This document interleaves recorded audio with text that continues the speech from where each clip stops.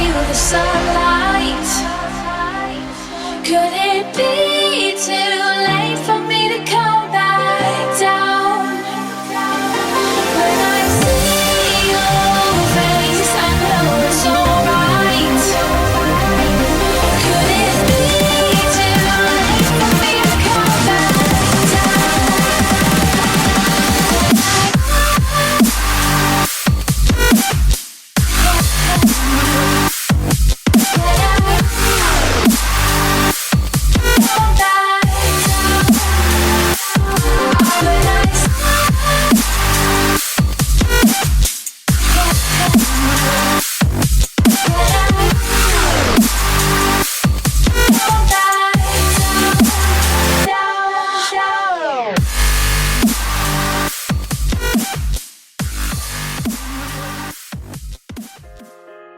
justement de créer cette association histoire d'avoir quand même un nom qui soit reconnu comme étant dans cette discipline.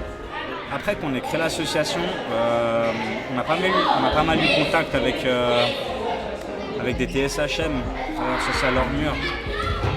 Et c'est justement eux qui nous ont offert la possibilité d'avoir ces salles de gym.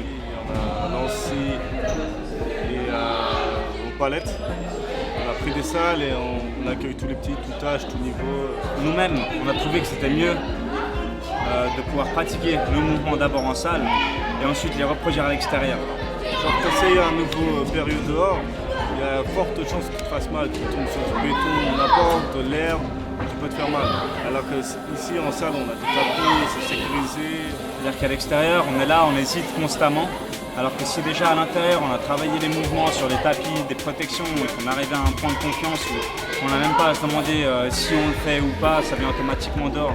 Du coup le niveau augmente bien plus rapidement. Les mercredis c'est de 20h à 22h et les vendredis c'est de 19h45 à 22h. Non, on commence par mettre le matériel, ensuite on fait l'échauffement tous ensemble.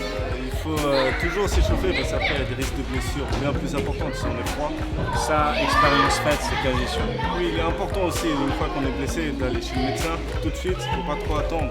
Moi, j'ai fait cette erreur, et puis maintenant c'est une blessure qui revient tout le temps continuellement. Pour ceux qui viennent de commencer aujourd'hui, justement on leur apprend tout ce qui est des bases, le saut de chat, le saut de détente, le saut de précision. C'est des éléments essentiels du parcours qui font qu'après, avec notre imagination, on peut développer ça et en faire nos limites et nos dépassements, nos peurs, comme notre plaisir.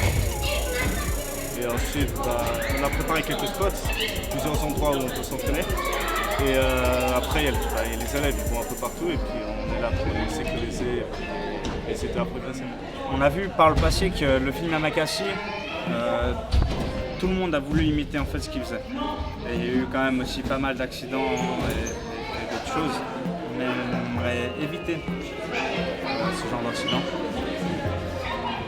Pour justement avertir les jeunes de ce qu'ils risquent d'avoir s'ils n'ont pas justement cette discipline qu'on essaie de leur apporter.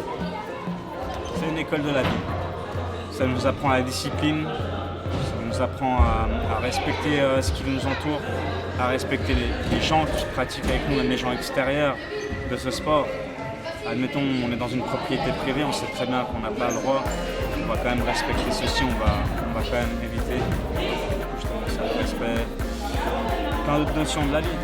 On a des projets dans l'avenir, oui. On en a un qu'on vient de réaliser il n'y a pas longtemps, c'est le van, le premier van KBS. C'est un spot mobile. On a installé des barres avec un toit renforcé sur lequel on peut sauter, ça ne va pas casser l'hiver. Il est fait pour partout.